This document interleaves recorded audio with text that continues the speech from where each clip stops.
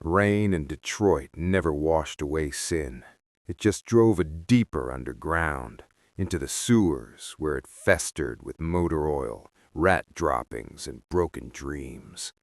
Water battered the window of my office with the persistence of a loan shark collecting on a debt I'd never pay. I sat in the dark. The only light came from the flickering neon of the strip club one floor below. Blue velvet, pink, blue, pink again. My headache throbbed in time with it. On the desk lay a disassembled Ruger Super Red Hawk, .454 Casull. Heavy, cold, all business. Enough power fire to stop a truck or knock the soul clean out of a sinner. I wiped the cylinder with an oil-soaked rag. The sharp tang of Hoppe's No. 9 mixed with cheap bourbon, Old Crow, sweating in a glass beside it. That was the smell of home. That was the smell of my life. "Come in," I said, without turning around. The door hadn't creaked yet, but I felt the pressure shift in the hallway. Habit, or paranoia. I'd stopped knowing the difference back in Special Forces.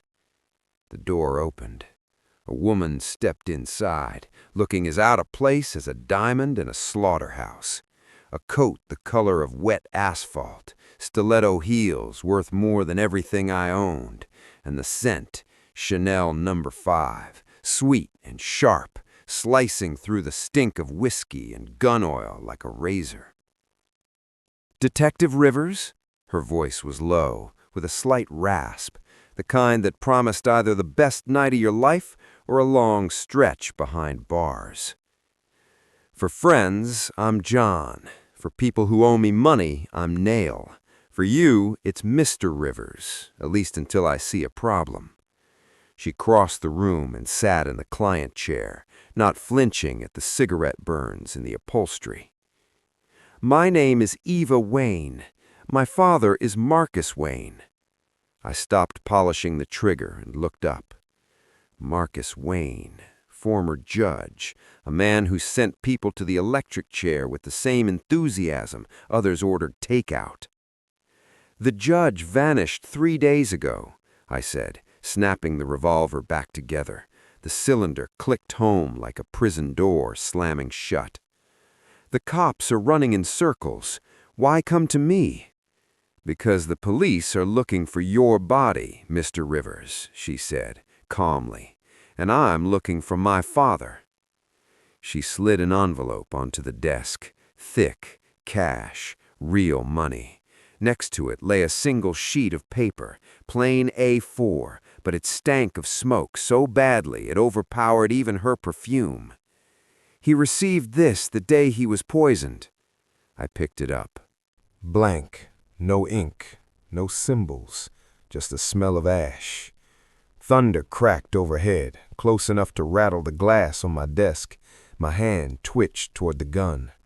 She didn't move, didn't blink, didn't flinch. Too calm for a frightened judge's daughter. I watched her as she pulled out a cigarette, perfect manicure, skin untouched by real work. But when she reached for the lighter, the cuff of her silk blouse slid back. There, on the pristine white fabric, was a tiny stain, dark gray, oily. Gun oil, the same kind that lived on my hands. "All right," I said, slipping the Ruger into a shoulder holster. "I'm in, but if we find him in pieces, the rate goes up. Hazard pay." We drove in my '71 Plymouth. The engine growled, chewing through sheets of rain. Eva stared out the window as Detroit's ruins slid past. The city was dying, and we were maggots in the corpse. Judge Wayne's place sat inside the green zone, a guarded bubble where the rich pretended the rest of the city didn't exist. The mansion loomed dark and silent, like a mausoleum. "Alarm's off," Eva said. I checked. I pushed the door. It opened too easily. Inside smelled of stale air and furniture polish. The study was all oak panels, leather chairs, and books no one ever read. Where'd he hide his secrets? Men like your father always do. Behind the portrait, she whispered. I lifted the painting, a bleak landscape, and found the safe. Eva punched in the code. The lock chirped. The door swung open. No cash. Just folders, documents, and an old yellowed photograph. 7 men in unmarked camo. Behind them, a village burned, straw roofs, black smoke. They were smiling, but their eyes were dead. Special Unit Chimera, Legend, Curse. 6 faces were violently crossed out in red marker. One wasn't. Victor Kovac. Who crossed them out? I asked, ice creeping up my spine. I don't know, Eva said, but my father was terrified of that photo. Rain poured harder when we stepped outside. Something was wrong. The ash, the blank paper, the oil stain, the unblinking eyes. My instinct screamed like a drill sergeant, hit the dirt. We reached her car, a black sedan with tinted windows. I'll drive, she said, opening the door. Wait! I stopped at the trunk. Through the rain came a sound, dull, rhythmic, thump, thump, thump, like someone kicking from the inside. What's that? I asked, my hand resting on the Ruger. Eva froze. Just a loose spare tire, John. Get in. I didn't. I yanked the trunk handle. The lock gave way. The lid flew open. Street lights spilled down. Inside lay a woman, bound, gagged, throat cut ear to ear, blood already turning black and sticky. I recognized the face. Same eyes, same features. The real Eva Wayne. Jesus Christ, I whispered. A hammer clicked behind me, louder than the thunder. You were always too curious, Nail, a voice said. No fear, no pleading, just steel. Should have taken the money and kept your mouth shut. I raised my hands slowly, staring at my reflection in the wet metal. The woman behind me leveled a suppressed pistol at my skull. You're not the judge's daughter, I said. You're a contractor. Bingo. I needed access to a biometric safe. Family works better than crowbars. Thanks for opening the door. In moments like this, you get 2 choices. President with a bullet in the back of his head, or president sent off to the provinces. I chose the second. I dropped and rolled, drawing the Ruger. Psst! The bullet tore through my shoulder. Fire exploded down my arm. I hit the mud hard. Bam! The Red Hawk roared like artillery. Her windshield disintegrated. She moved fast, inhuman fast, sliding behind the hood, firing back. Dirt erupted inches from my face. You're dead, Rivers. Something clinked beside me. A cylinder. Flashbang. I shut my eyes and opened my mouth. Flash! The world vanished in white noise and pain, ears screaming, stomach rolling. Through it all, tires screeching. She was gone. When my vision crawled back, sirens wailed somewhere far off, or maybe inside my skull. I turned on the police band. All units, be advised, Victor Kovac, alias the Butcher, released yesterday, suspected in first-degree murder, armed and extremely dangerous. Cold settled in my bones. 20 years ago, Kovac butchered a village. Judge Wayne put him away. Now Wayne was gone, his daughter was dead, and in my pocket, a photo with names crossed out in red. I knew those names. Next on the list was District Attorney Dent. I floored it. Too late. I saw the glow before I reached the gate, fire climbing into the clouds, painting them the color of fresh blood. Dent's house wasn't burning. It was a torch in hell. Rain hissed as it hit the heat. The smell was thick and sweet, like meat left too long on a grill. Burning human flesh. It's begun, I muttered, blood hitting the pavement. Somewhere in the dark, beyond rain and fire, the butcher was sharpening his knives, and I knew soon he'd come for me. The fire devoured District Attorney Dent's house like a starving dog ripping into raw meat. I stood there less than a minute, but the heat had already singed my eyebrows. Sirens were closing in, tightening an invisible noose around my neck. Time to vanish. I dove into the Plymouth. My shoulder screamed like a rusty nail being twisted with pliers. But worse than the pain was the hunger. Not for water. Chemicals. Oxy. Vicodin. Hell, crushed aspirin would have done. My hands started to shake. I gripped the wheel until my knuckles went bone white, fighting the tremor. Get it together, Nail. I snarled at my reflection in the rearview mirror. You can die later. Where would the butcher go next? I shut my eyes and unfolded the city map in my head. The judge was dead. The prosecutor was dead. One name left from the photo, Police Chief Bradley. But Kovacs wouldn't hit him cold. He'd need a nest first, a place where rats felt safe. The old metro depot in the east sector. We'd cleared it with the unit 20 years ago. It was the perfect hole to crawl into. I slammed the gear forward. The Plymouth screamed, tires burning rubber as I tore away from the flames and from whatever was left of my old life. The depot greeted me with graveyard cold and the stink of stagnant water.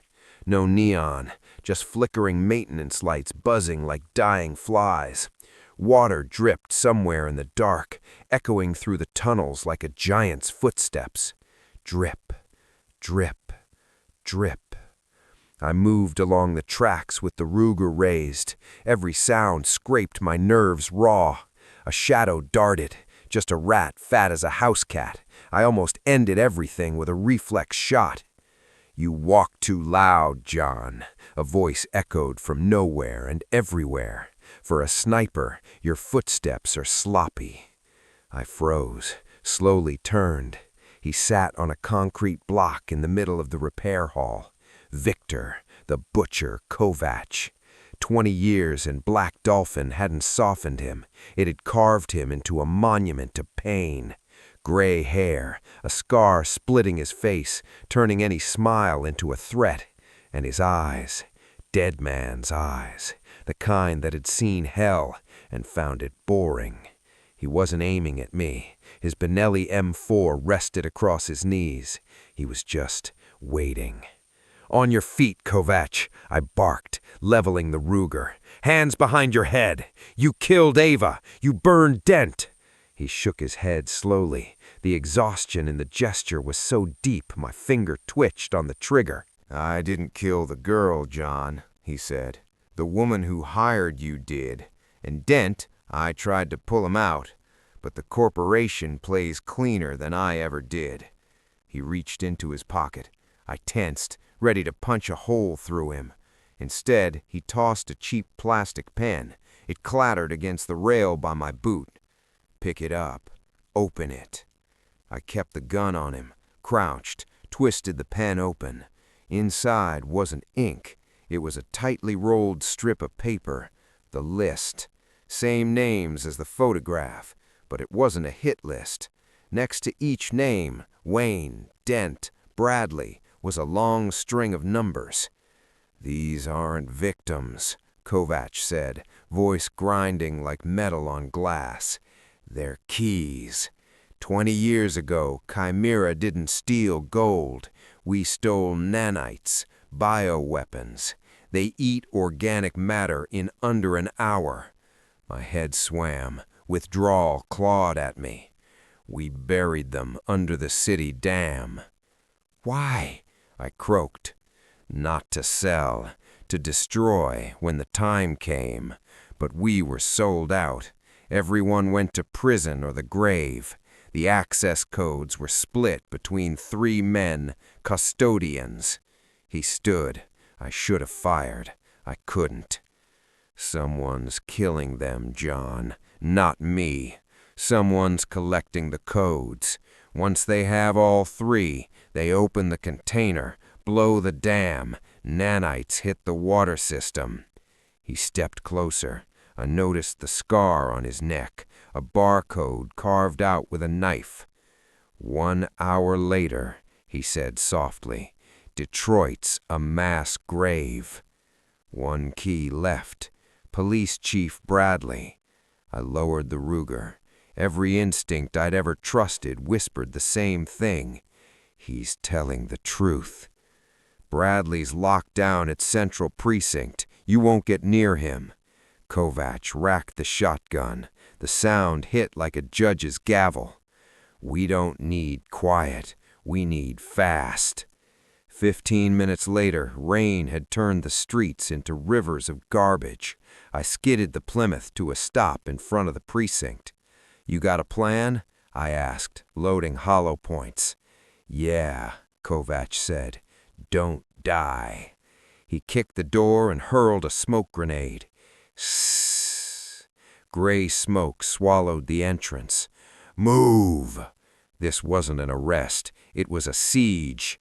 We tore through the lobby like the end of days. The desk sergeant never cleared leather. Kovac fired into the ceiling, raining plaster. On the ground! Cops flooded the hallways. I aimed low, legs, armor, trying not to kill. The Ruger hit like artillery. Kovac didn't hold back. Stock to the jaw, door lock obliterated, ribs cracked with a single kick. Smoke, screams, the air thick enough to chew. Flickering lights turned everything into a nightmare strobe. A baton slammed into my wounded shoulder. Pain exploded, blacking out my vision. I roared, spun, and crushed the revolver butt into a skull. Elevator, Kovac shouted. We dove inside. The doors slammed shut. Silence. In the mirror, I saw us. 2 monsters. Me, bloody, shaking, eyes blown wide like an addict's. Kovac, cold, carved from stone. We're not walking out of this, I said. Walking out's overrated, he smirked. Chief's floor. The doors opened. Too quiet. Bradley's office stood ajar. Inside, what was left of him. His body sat cuffed to the chair. His head sat on the desk, turned toward the door. Eyes open, mouth frozen mid-scream. Too late, Kovac whispered. Hi, boys, a voice purred. Fake Ava sat on the windowsill, tactical suit, predator calm, a pistol in one hand, a laptop wired into Bradley's terminal in the other. Don't move, Butcher, she said. 1 twitch, and I hit release. A timer glowed red. 14:58, 14:57. Dam system online. Floodgates opening. Why? I asked. Why drown a city? Money, John, she smiled.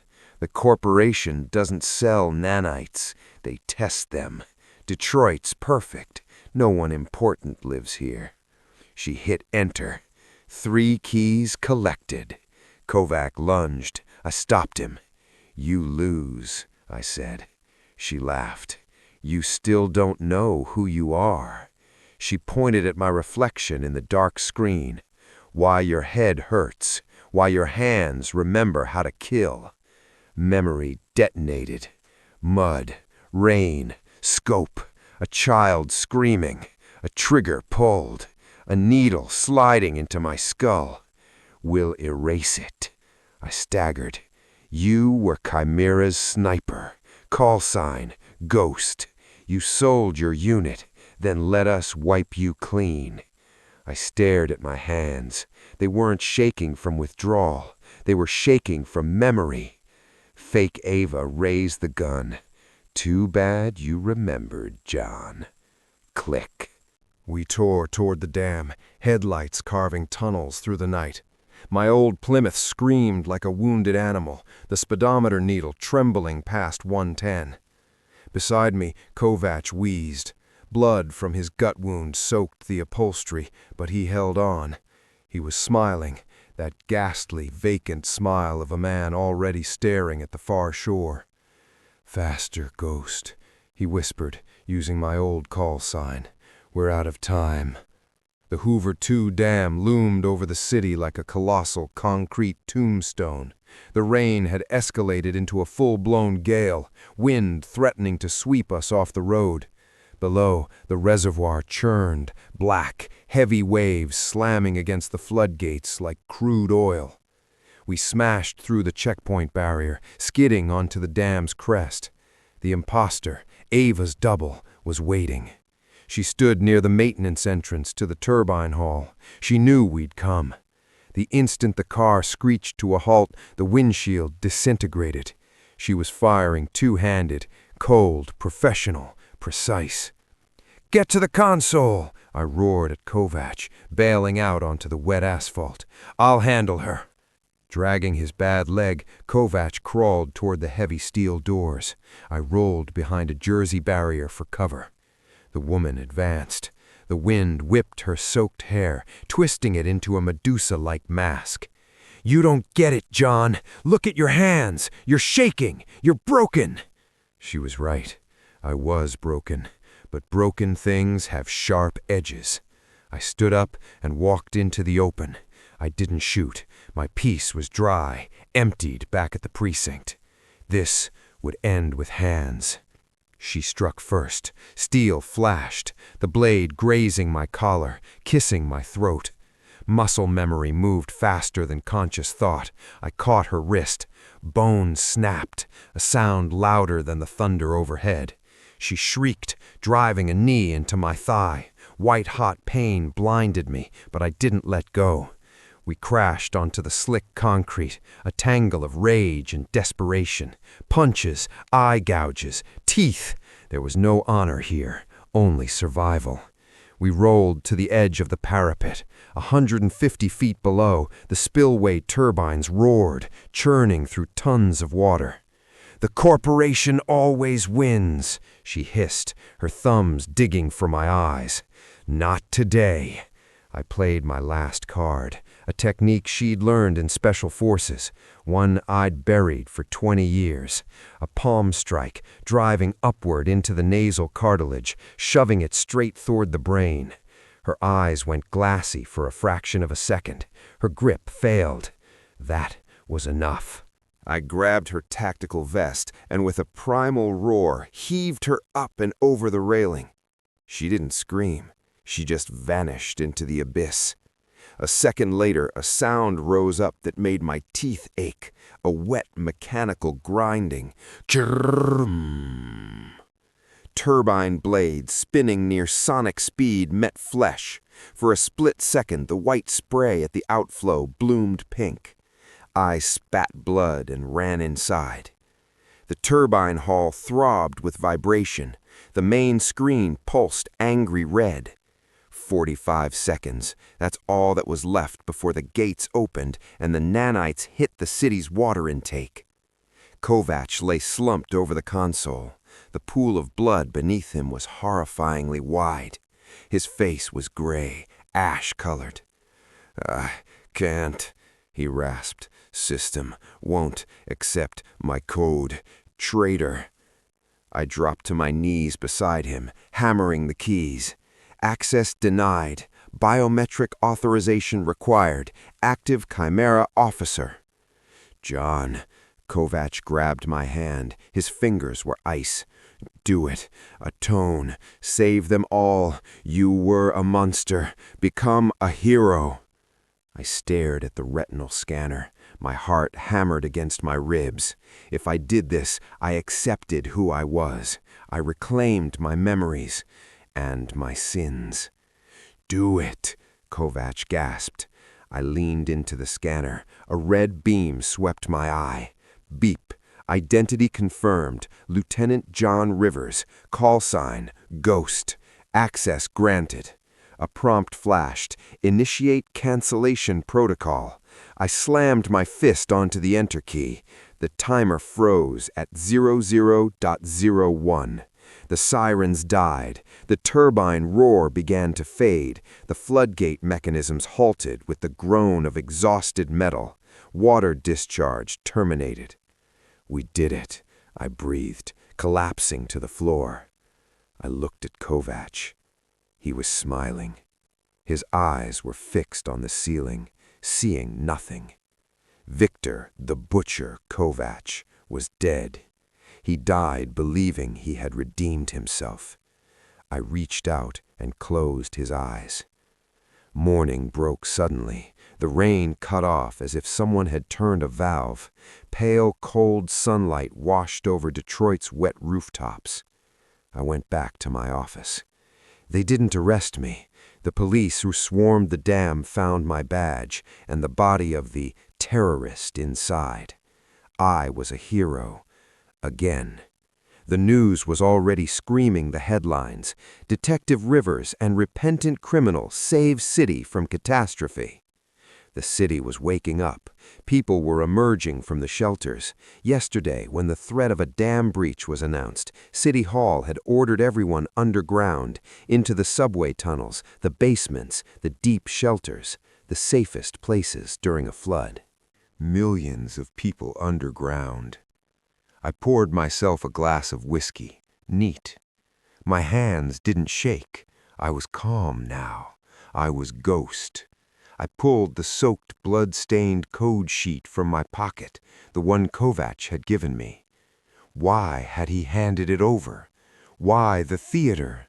I smoothed the paper onto the desk. My eyes drifted to the margin. There, drawn in pencil, in Kovac's hand, was a diagram, a schematic. The dam, connected to the city's ventilation grid. I leaned closer. The lines connected in a way that made my blood run cold. The water discharge block was crossed out. An arrow pointed to emergency metro ventilation. My gaze snapped to the computer monitor, still displaying the schematic downloaded from the imposter's laptop. I pulled up the command I had activated, cancellation protocol. In the fine print of the manual, the fine print mattered. In the event of water discharge termination during critical cooling, reservoir contents are emergency vented into the atmospheric cooling system of underground infrastructure. I froze. The glass slipped from my hand, but I didn't hear it shatter. The nanites hadn't dissolved in the water. They had aerosolized, and the dam's massive intake fans had pumped them straight into the subway ventilation, right where the entire city was hiding. Kovac never wanted to save them. He wanted to tell me. He knew I was a traitor. He knew I'd wiped my memory to live with a clean conscience, and he decided death was too easy for me. He gave me the joy of being a hero. Then he made me press the button myself. I didn't stop a murder. I pulled the trigger on the largest genocide in human history. I stood up slowly and walked to the window. The street below was packed. People were pouring out of the subway entrance across the road, smiling, squinting at the sun. And then a man in a business suit stopped, clutched his throat, collapsed. A woman pushing a stroller took one step and dropped to the asphalt like a puppet with cut strings. A teenager on a bike slammed into a pole and didn't move. They fell, one by one, silently. No blood. The nanites severed neural connections instantly. The silence beyond the glass was deafening. The whole city was dying before my eyes, and I had killed them. You won, Victor, I whispered into the empty room. You really won. I went back to the desk. The Ruger Super Red Hawk lay where I'd left it, a faithful friend, the only exit left. I picked it up. The weight of the steel was grounding. I sat in the chair, poured another drink, downed it in one swallow, tasting nothing. The monitor flickered and went dark. For a moment, I saw my own reflection in the black screen, the eyes of a monster. I pressed the cold barrel to my temple, cocked the hammer. The click sounded like the last tick of a clock. The shot